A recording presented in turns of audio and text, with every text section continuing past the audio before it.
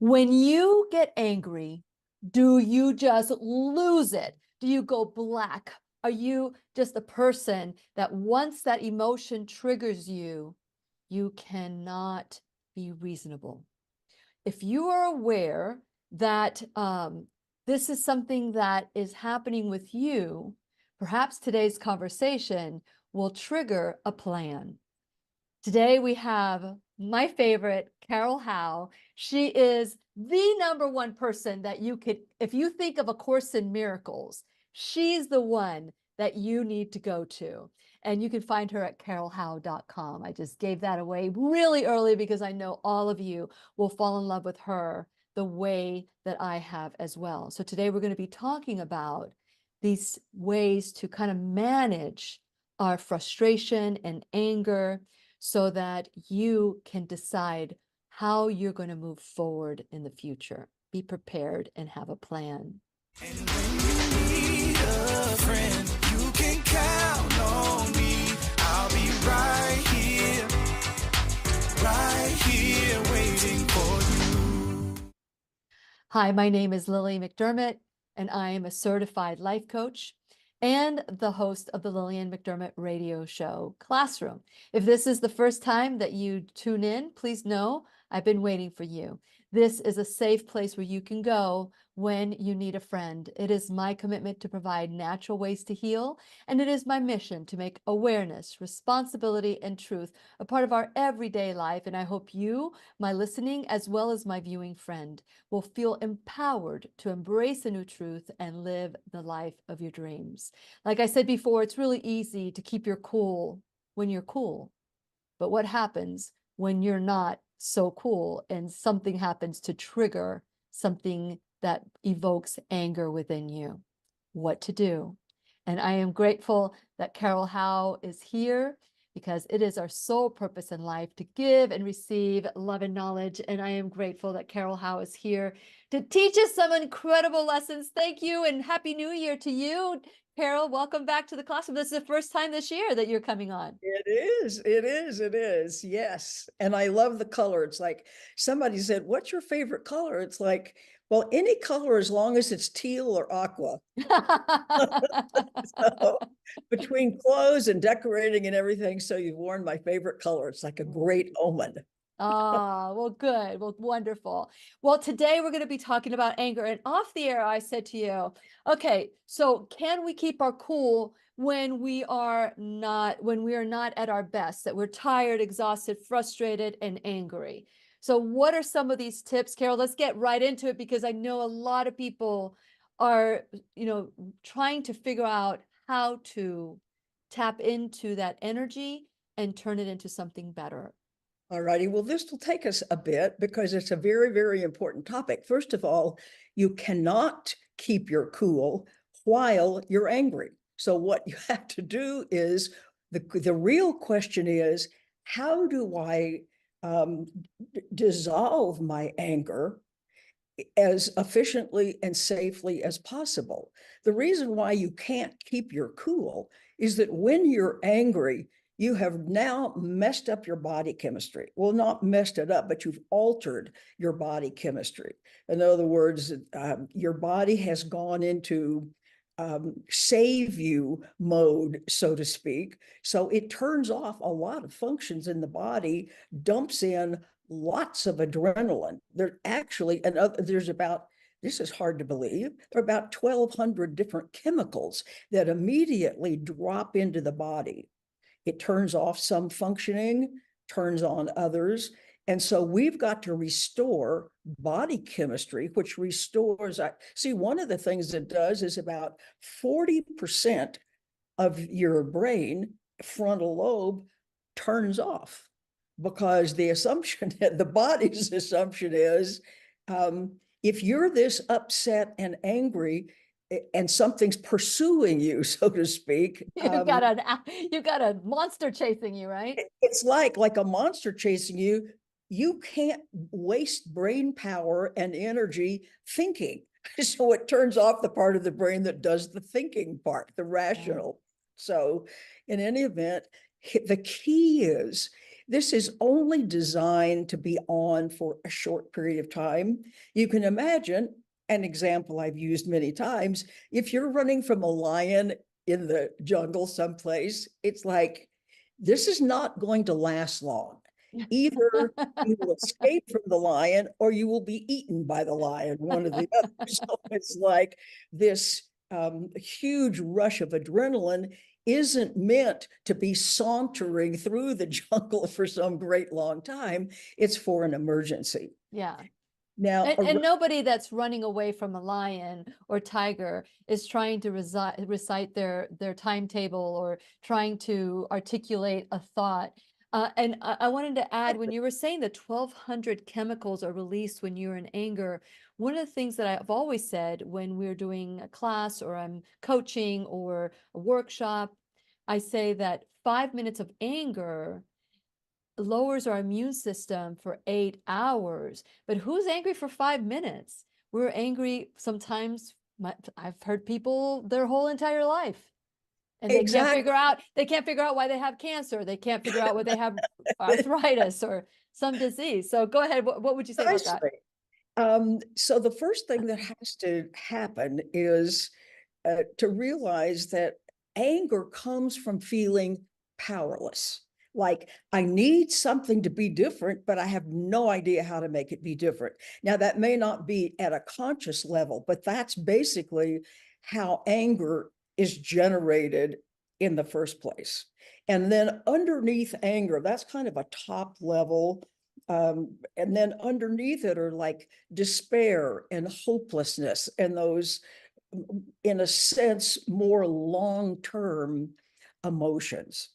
Now, it was only about possibly 45 years ago that psychologists began to realize, oh, there needs to be a better way to deal with anger than not dealing with it. And it was like there was a lot of research done at that point.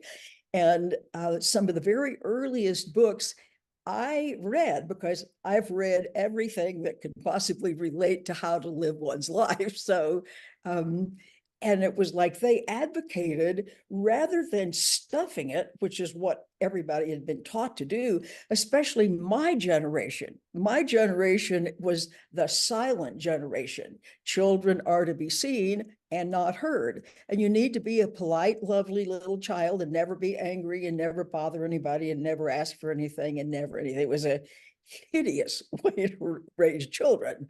But nevertheless, this was becoming more into the psychological world. Something needs to be different. And so a very good friend of mine and I bought the book and we got together, and I had my children stashed someplace else because they advocated putting, kind of leaning back and putting your body in kind of an awkward, annoying position to kind of help bring up some distress.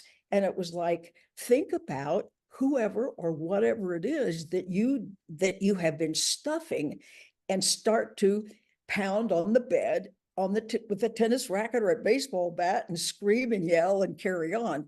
Well, you cannot imagine how difficult this was from a silent generation person, but it was the beginning of the most amazing liberation that I can possibly imagine. In other words, to make anger not be an enemy and not to be a problem, but to recognize it comes from like, something needs to be different and I have no idea how to make it be different.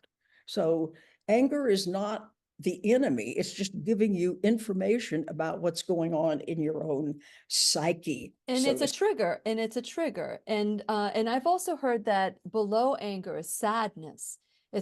There's sadness, like you said, despair and helplessness and all of that.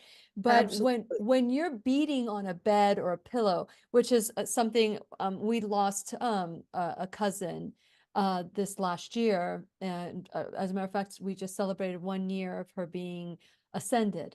And one of the things that I was told is that whenever anger arises, that I need to yell and scream and just let it out. But can you just blankly just start yelling and screaming, even though we haven't pinpoint what's making us sad or angry or feeling in despair or Exactly. hopeless. You don't need to know why. In The other body words, knows, the body knows, but we don't. the body knows. And since you can't think straight as long as anger is present, it's like we need to set aside the stories about why we think we're angry. If we have any idea about that at all, it's never going to be the actual real thing, but just set it aside. And the first step is allowing yourself to feel how you feel. And once just the fury is sort of dissipated, then you need to start to notice what's happening in your body. In other words, you need to just go, what are the sensations in the body? Is there some place where it feels tight? Or does it feel sore? Or does it feel, maybe it doesn't have a physical sensation, but your attention is just drawn to that part of your body. In other words, it's like, just pay attention to the sensations in the body and just kind of honor them, because we tend to like, I don't want any sensations in my body. In other words, so rather than being afraid of it, it's kind of like befriend the sensations in your body and befriend anything and notice. And so I'll ask people like, well, so what part of your body do you feel drawn toward? And I don't give anybody any clues because I want them to discover this. And so often they will say, well, my stomach, my abdomen. It's like, which is no surprise, because that at the time and space level, not a metaphysical level, this is where emotions are processed, so to speak. And so this is where, when we don't allow ourselves to fully have and own and appropriately express what's going on with us, then this is the kind of thing that happens. In other words, it doesn't go away. It just goes underground, so to speak, showing up as like stomach pains or something like that. I had that difficulty since nobody knew anything about this when I was a little kid. And because my parents weren't terrible parents, they were just unaware parents, like basically all parents in that era. And when I was like, I don't know, 9, 10 years old, it seemed like my stomach hurt a lot. And we would be someplace and it was like, Mom, my stomach really hurts. And it's like, no. So she would take me to a doctor. The doctors at that point were absolutely clueless At about that this. point? Yes. Yeah. I think Yes. sometimes they still are. I'm just You're saying. exactly right. Some. There are some that are more aware of this Yes. stage of the game. And so for years, it's like that, feeling distressed, but without any way to express it, since you had to be a nice little girl all the time. And so I have firsthand experience about how we take stuff out on the body rather than appropriately, without hurting anybody else or yourself or blaming anybody else. You simply discharge the energy that you're creating and the adrenaline and other chemicals. See, as I mentioned earlier, 1,200 chemicals we drop into the body. It's like, that's a lot going on. That we need is. to deal with. And then once the anger has calmed down, then you allow yourself to feel the distress that's underneath it. And when you allow yourself you give yourself permission to befriend it, so to speak. It's kind of like, if you had children who were sad or upset or hurt, you wouldn't send them away. You would bring them towards you and you'd put your arms around them and you would hug them and you would reassure them that they're just fine. So it's like making friends, if you will, of how you feel rather than the enemy makes all the difference in the world, because that will settle your body chemistry. Your frontal lobe will come back online. The amygdala will turn off, the back part of the brain. Mm-hmm. Then you can take a look at, what do I believe? What's happening? I can do the rational mind things. But at the moment this is happening, Carol, you can't just take a break and say, okay, I'm going to beat a bed, or I'm going to scream at the top of my lungs. I'm going to do something like that, especially if it's habitual, especially if they're reacting at every moment and every turn, and they're so unaware that, or we are so unaware that this is happening. At what point, because I've heard, breathe in deeply and take a breath, take a moment, get in the moment, touch your clothes, drink some water, do something to get you in the now. All those things they're kind of like the emergency things that you do immediately. Yeah, so let's talk about the immediate tips. What are some getting in the now? But after the incident is over, we can't let it go. We need to do what you're saying. Get the energy. And what I got from you that I have not even, it's just like I got this image while you were speaking of the energy of anger leaving your body, but you must act upon it, not react to somebody who's like an innocent bystander, but to let that energy go. So then once that energy is lifted, you're able to see where it is, what it's causing you to feel, right? Is that what I'm hearing that you say? allows you to think straight, because you can't properly assess the information when you've got all of this adrenaline and stuff in your body. And if you can't even assess what the situation really is, you certainly cannot come up with a reasonable solution to it, which is why when the anger and others are present, they have to be released first. And once that's done, it's like there's a kind of a clearing out. And then you could, so I always call that's the short-term thing you have to do first.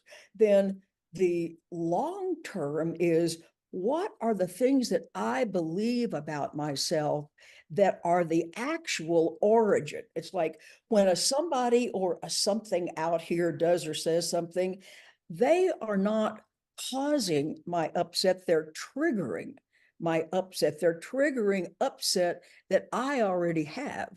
And you might say, well, where does that come from?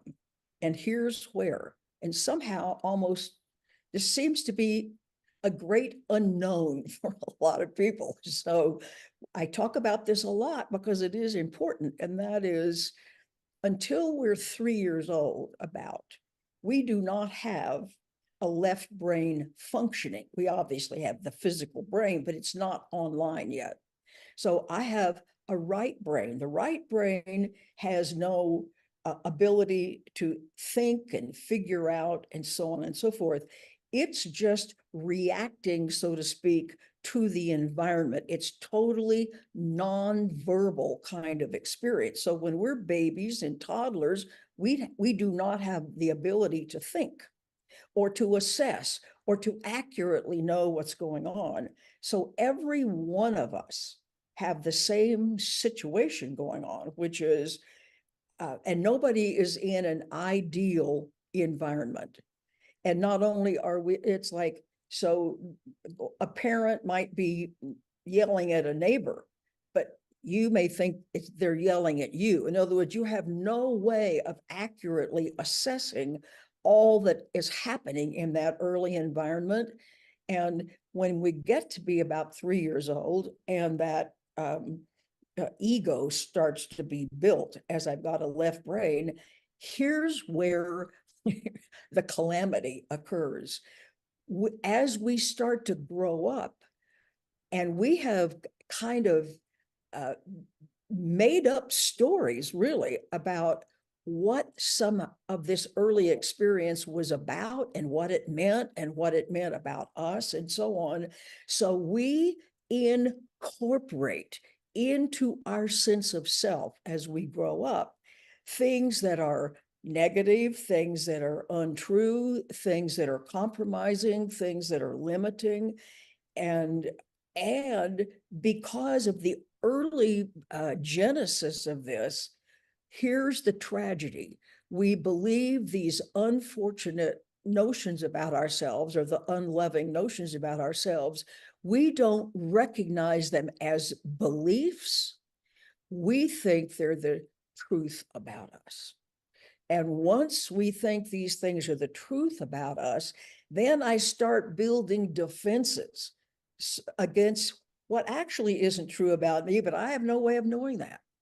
And so we grow up believing things about ourselves that are disturbing to us. So a lot of people are, I mean, the two words that I have heard most, if I were going to make a tally, which of course I don't do, but I can't help hearing the things that people have deduced as being the truth about them are that they're either unworthy, they're uncared for.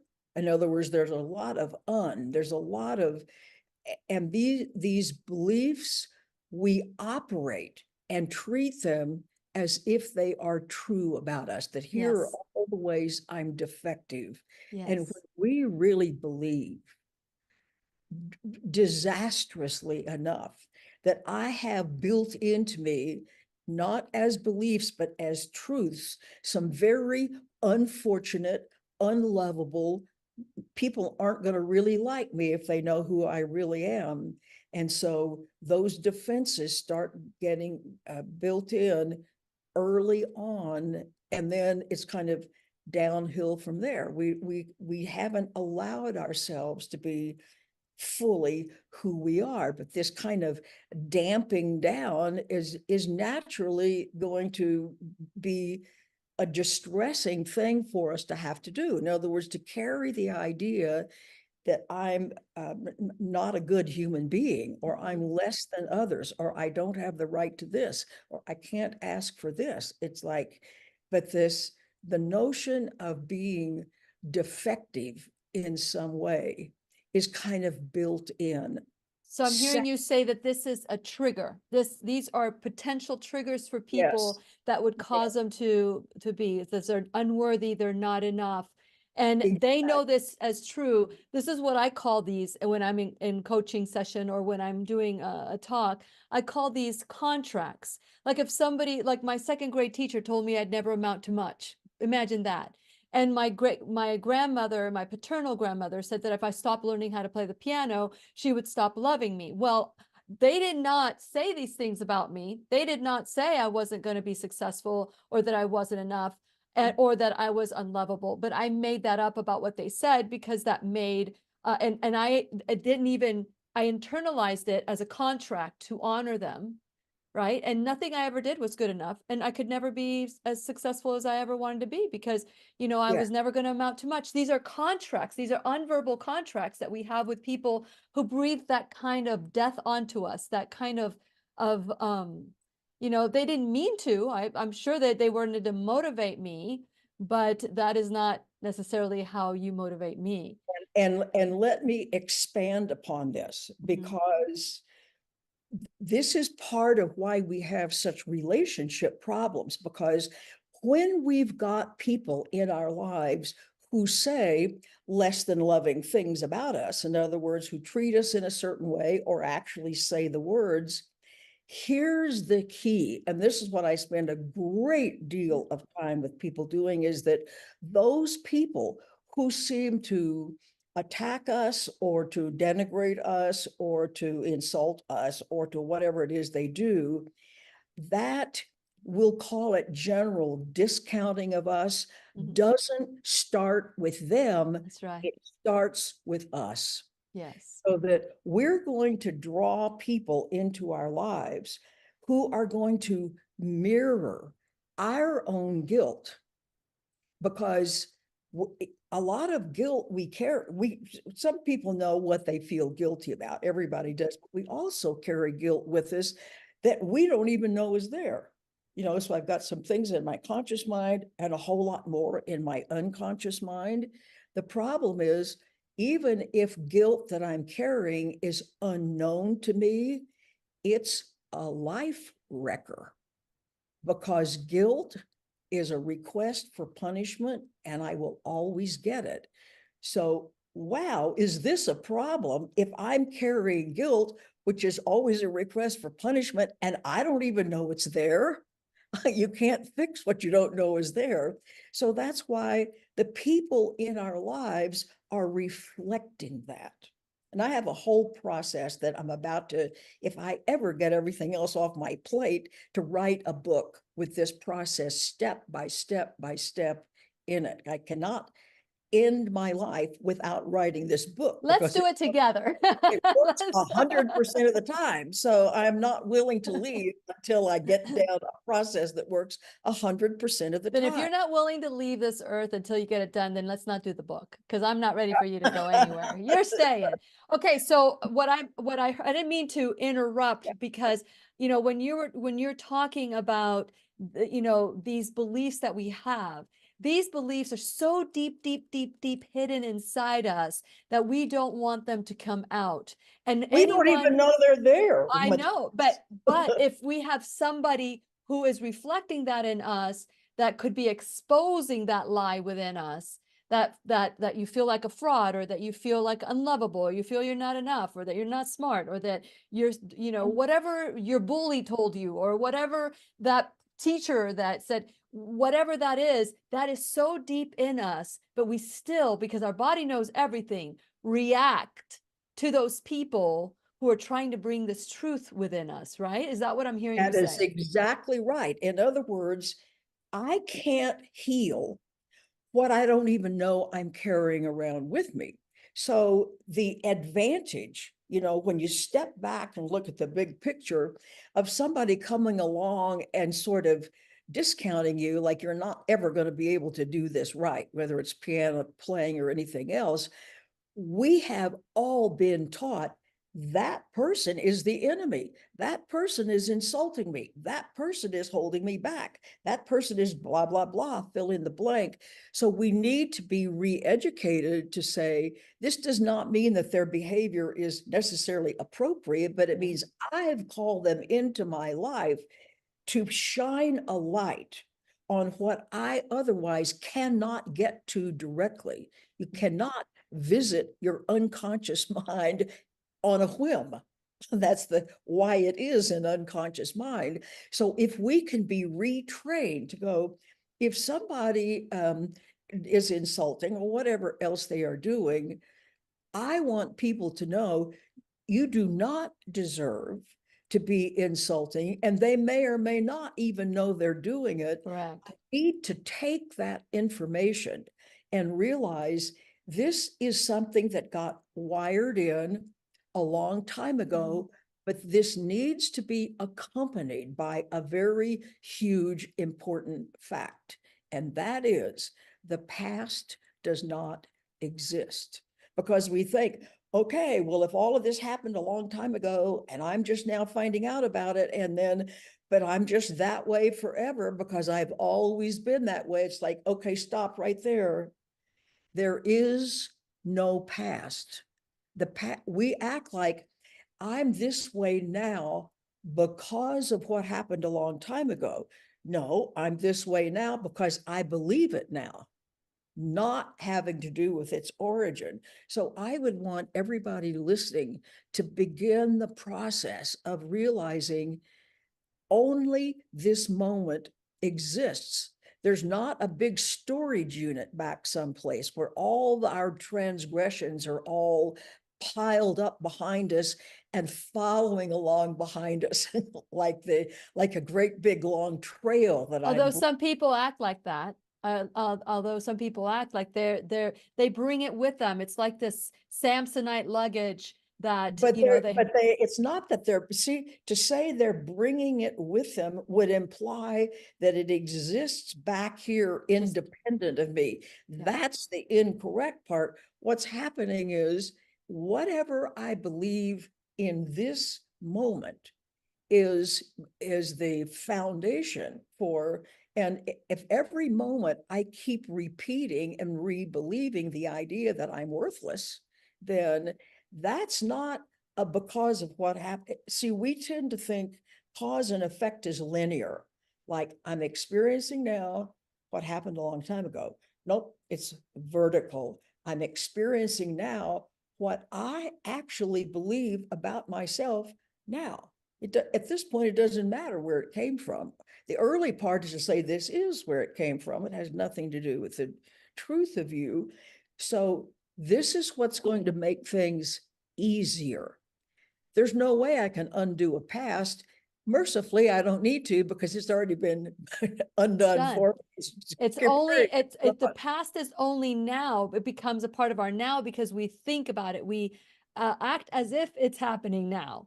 Yes, it's the thinking about it and focusing on it now, not because of whatever the origin was. It's the repetition of the notion now. So here's what I want you to hear. Okay. Okay. No past, no future, Yes, but now. my experience now is vertical, and it's what I believe now that's causing my experience now. So here's the little formula. It's like in this moment, and this is what makes it simple. You only have two choices in this moment. See, if we had 500 choices in this moment, this would make this very complicated. But I've only got two choices. I can either follow my ego mind, which is always about promoting and protecting the sense of personal self, or I can listen to my intuition, which is always going to be loving. It's always going to be anchored in the truth. And in that following my intuition, I can have a mission of being truly helpful. So you see, these are two choices only, and they're not beyond our ability to understand. We all know when we're being egocentric, it's all about me. I want my way. I want you to go away. In other words, we know what that protection and promotion of the sense of ego self is like, because that's what we mostly do. That's what we've been taught to do. We've been taught that's what you have to do. And something like the wisdom teachings of the world would go, well, have you noticed that's not very satisfactory? That it adds to a lot of loss and confusion and disappointment and lack. So how about if we trade that in for following my intuition and choosing to be helpful? Because remember, it's what's in my mind that is the origin of the way my outside world shows up. So I am 100% the author of my experience. And if I don't like myself, and if I'm busy in the promotion and protection department over here, then naturally I'm going to be in the drawing people into my life who are not loving, who are not supportive or whatever, because that's busy me being non-loving and non-supportive of my real self if I'm busy being egocentric. Does that make sense? Absolutely. Can anybody else make sense? Does this make sense to everybody else? Can you guys relate to what we're talking about? This is just unbelievable. I'm in the process of writing about the ego and the essence. And so what you're describing here is very much in alignment of what I have been discovering lately. And it was through coaching that I discovered even the appearance of the person that taught me about the ego. And and I want to add that when you talk about the ego, you're not talking about self-esteem. You're talking about the ego that keeps us isolated and separate from the world. The ego that protected us when we were children, kept us alive, is now holding us hostage, correct? Yes, it's the sense of a separate self, unrelated to anything else. And therefore, if that were really accurate, then the promotion and protection of it would be reasonable. The only thing is, that's not what we really substantively are. So I'm protecting in a way that's not being helpful to myself. That's right. And then I also want to add, like, for example, Mr. Torres, which, by the way, is the only teacher's name I remember. And he's the one, when I was in second grade, told me that I would never amount to much. And that was because I was daydreaming. and I did not know where I was supposed to read. And so everybody laughed at me. And then I developed like a reading. I couldn't read out loud because I could just, I would relive that moment without even knowing I was reliving that moment. Now I know it. And now I can read out loud in public and I can do things like that. But that's still, that little 7-year-old sometimes comes out in me. But then my grandmother, who tried to motivate me to continue to play the piano, she did it in a way that she kind of threatened me that if you stop learning how to play the piano, then I will stop loving you. So those two incidences in my life became part of what I believed about myself. I But hear you. if I take it a step further, that's what they believed about themselves Of too. course. They're projecting onto you. They're being your mirror. It's an amazing process. But Yeah. once we realize today is the only day that exists, this moment is the only moment that exists. And in it, I want to be truly helpful. And it can lead to some um, interesting experiences, shall we say, Yeah.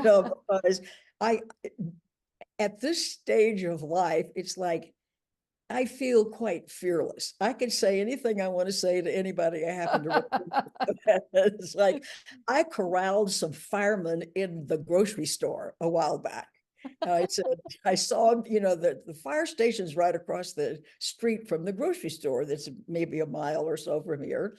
And they come in 4s and 6s and things like that. They all come as a little group. I saw them on the other side, so I kind of followed them, and I said, they were standing there kind of figuring out where they're, it's like, you guys, I need to talk to you. Uh-oh. Oh, look, I said, I need to tell you that firemen are my greatest heroes. I had a little incident about a year and a half ago. I said, as far as I'm concerned, firemen saved my life, not metaphorically, literally, took me to the emergency room for a day. Mm. And that was a fascinating experience. That was And when you were in Florida, right? um, Were you? yes, I was Yeah. in Florida. So nevertheless, and this great big tall guys who are much taller than I am, and they were listening very intently. And I saw one of these great big guys and a little tear is Oh. running down his face. It's like firemen are just tremendous. Every encounter I've ever had with firemen, the Yeah. house behind me in Florida burned down about 6 years ago. And the way those firemen operated were just stunning. And so I do that a lot. I talk to strangers a lot. It was like whatever seems to be whatever occurs to me at any moment that could be supportive to somebody, or it could sort of make their day or whatever.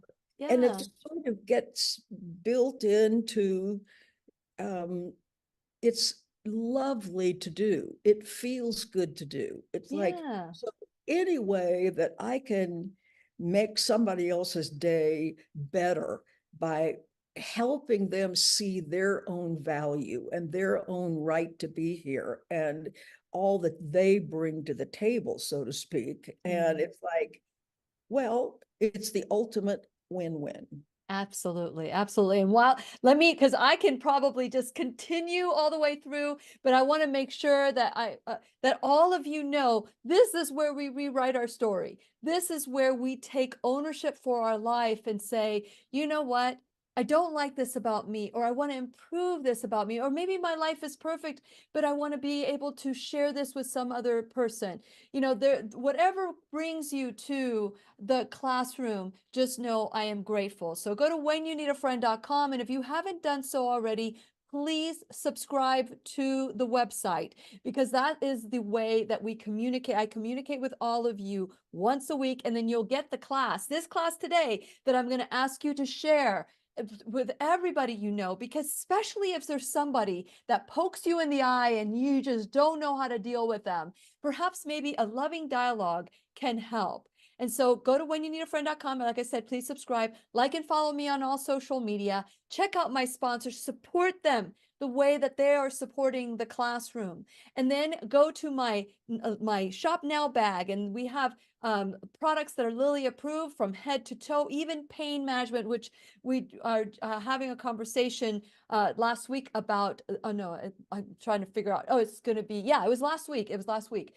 And we're going to be able to do the I Am the Solution workshop, the seminar, the summit that's going to be on April 6th. I hope that all of you, if you haven't done so already, get your ticket. And if you want $24 off, that's on April 6th, 2024.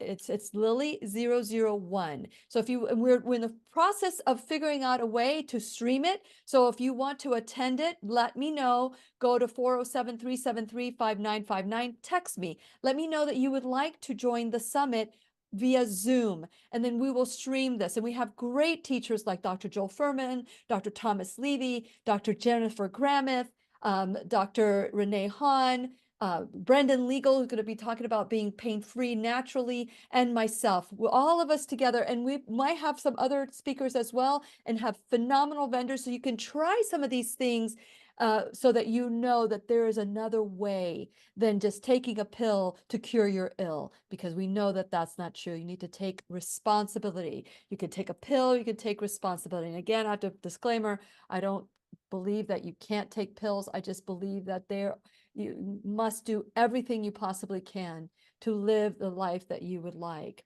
So go to another way that you can help the classroom is you can become a supporter, an enrolled student in the classroom. So whether it's $1 or $1,000 a month, you can hit the bell on BitChute, or you can figure out different ways that you could donate. Go to the classroom and hit the donate button, and you're able to help bring this classroom to everybody that you know. And we are so grateful. And whether it's your time, your talent, your treasure, all of it is very much important. And your time, by you sharing this class, you are helping the classroom, because the more you comment, the more algorithms, the more you do emojis, the better it is for all of us. So give of your time, your talent, your treasure, and give generously. Today we have Carol Howe, who I just absolutely love. And you can find her at carolhowe.com.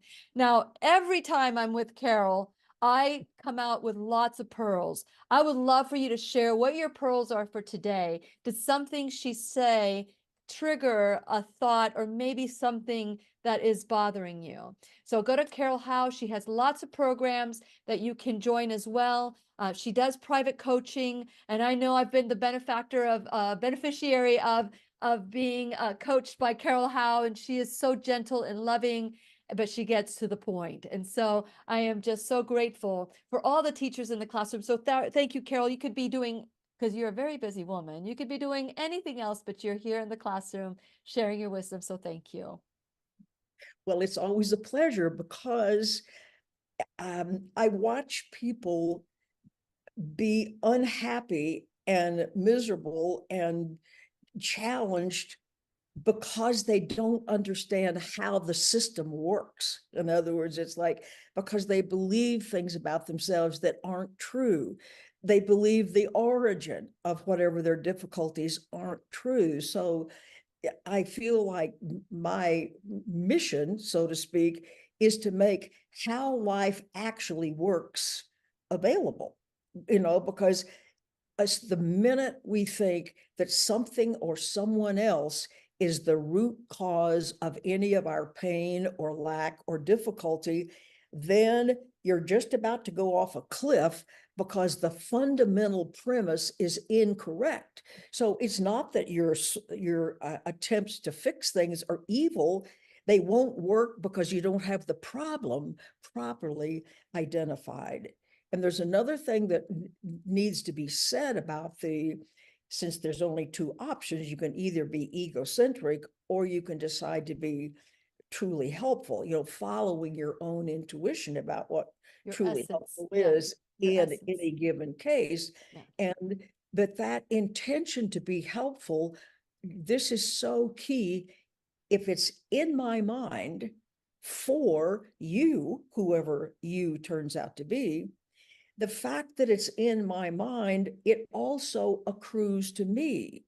So you must be aware that whatever it is you're offering, for good or for ill, will occur to you, which is why, whether it's on this great big international level that we've got going on, or if it's in your own family or your own neighborhood, what it is you wish for someone else, whatever it is you think they deserve, whatever it is you think is wrong with them, and so on and so forth, especially when there's a lot of emotional intensity behind it.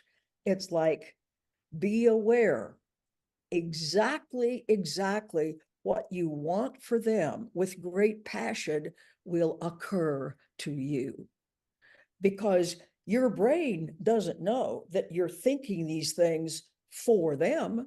That's How's right. it know that? All it knows is, this is what I'm seeing in my mind. This is what I'm focusing my attention on. And so, shall we say, to be cartoonish, the universe says, gee whiz, well, if this is what you're paying all your attention to, you must want it really badly. Yeah. Okay, Yeah. here's a war. Here's your house burning down. Here's, a calamity. And it's just as easy to flip that over and go, what if I decide I want everybody to feel loved, to get the kind of help and attention that they need, that everybody is supported in giving their gifts, because we like giving our gifts. Giving our gifts is fun to do, no matter what they are.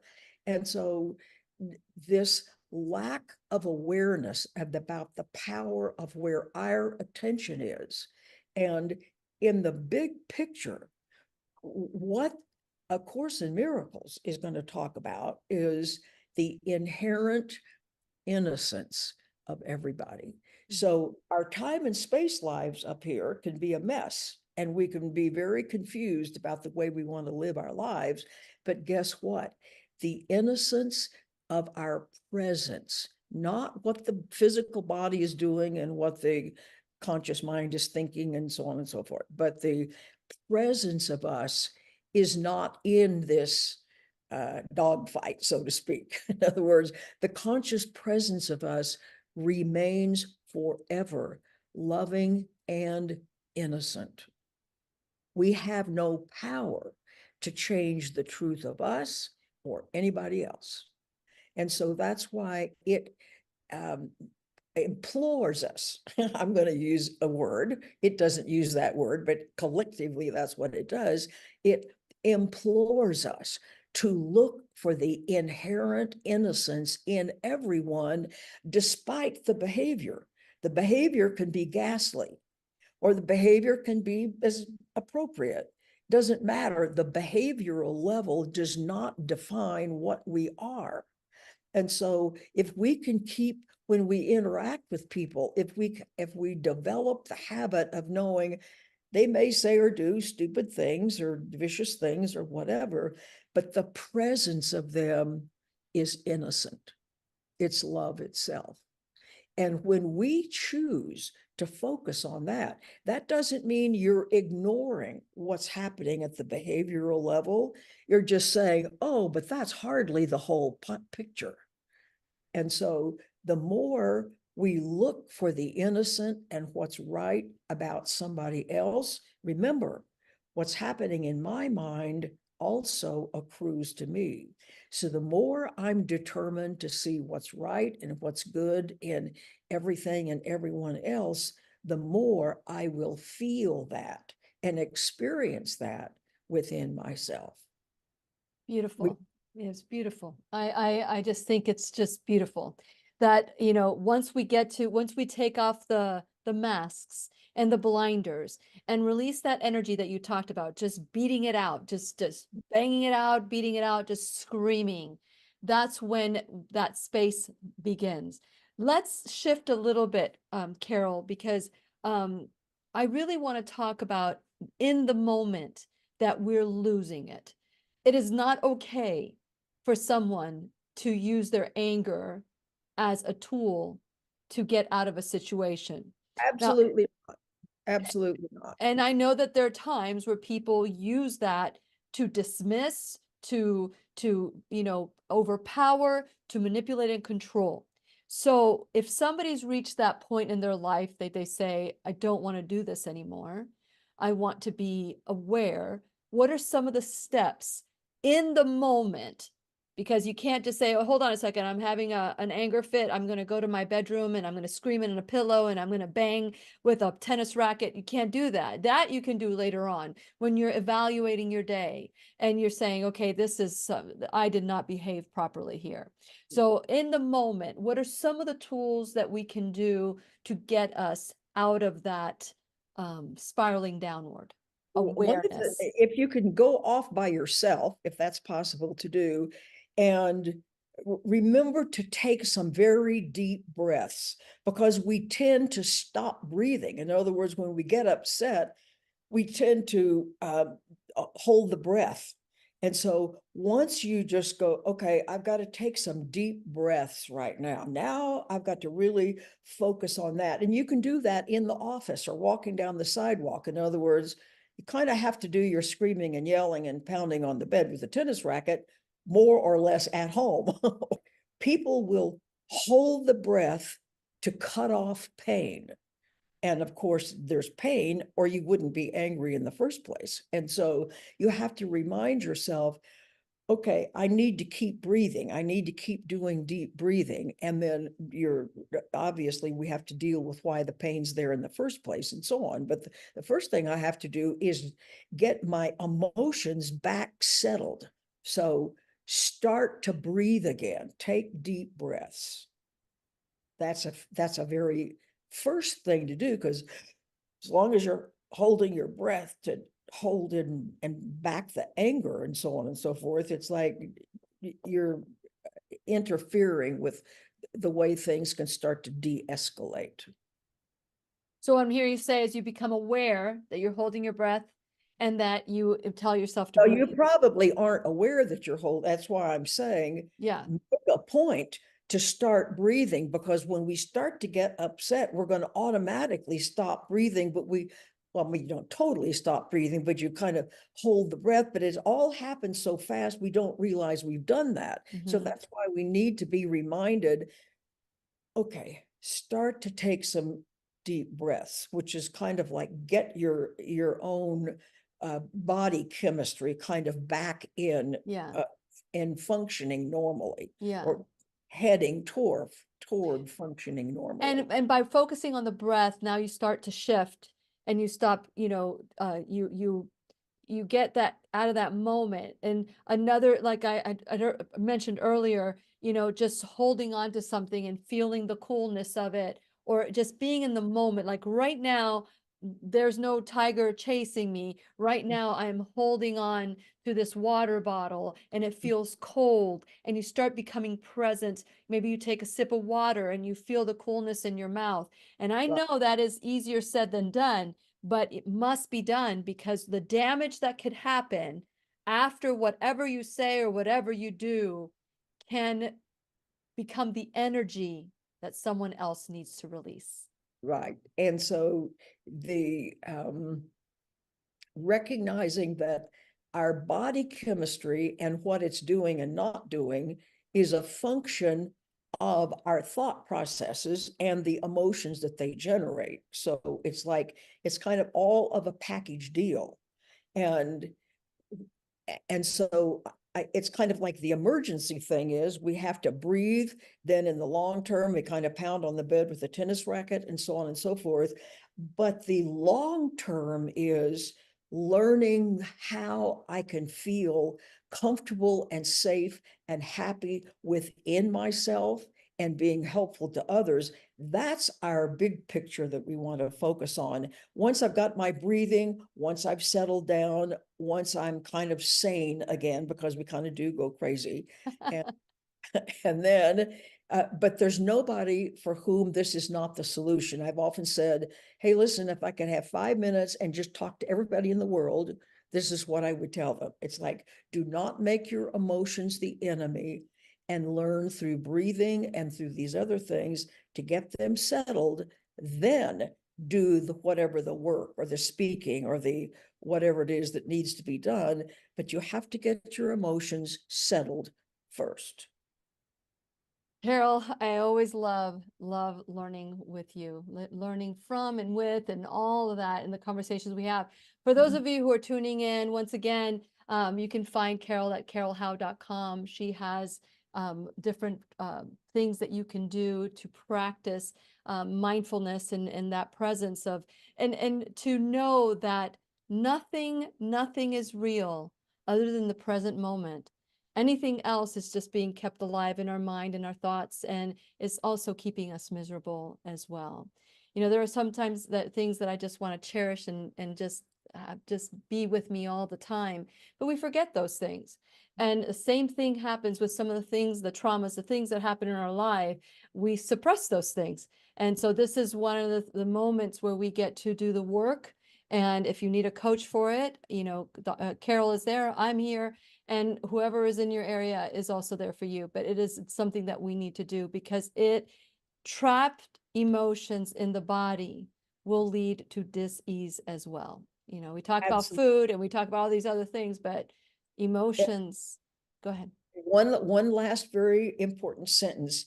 The reason why bringing your distress, sort of wrapping your arms around it and bringing it toward you rather than trying to push it and make it go away, is the transforming agent of love itself is the very core of your being. So when you're bringing your emotions, kind of collecting them and letting them be here, you're sort of putting them in a transformational fire of love. And it's the only way it's going to resolve. And you know, going back to the firefighters that you talk about, whenever they want to stop a fire from spreading, they do a ring of fire. They do a ring of fire. And so that way it collects it, and we can use that ring to also be love. So we can contain it so it doesn't affect other people, but we can deal with it ourselves. Carol, you just blow me away. So thank you so much for your time today and for your wisdom that you have just shared with the world through your ministry and the A Course in Miracles that you just absolutely love. So thank you so much for everything that you do. You are so welcome. It's my pleasure. I know, I just feel that. I know it is. And so thank you so much, all of you, for watching today. And I hope that something that we said resonates with you, because it's time. It's time to release that energy of anger and stop fueling the fire of the world's anger. To start extinguishing within you, and when you change, the world changes. So just remember, we'll be right here waiting for you worldwide at whenyouneedafriend.com. This is Lillian McDermott and Carol Howe wishing you love, peace, joy, and unexpected abundance. Make it the best day ever. Good job. Good job. This was great. The opinions and advice expressed on the Lillian McDermott radio show are intended for the individual callers and guests on the program and are presented to our wider audience solely for general educational purposes. Please act responsibly and consult personally with your own medical, psychological, or nutritional expert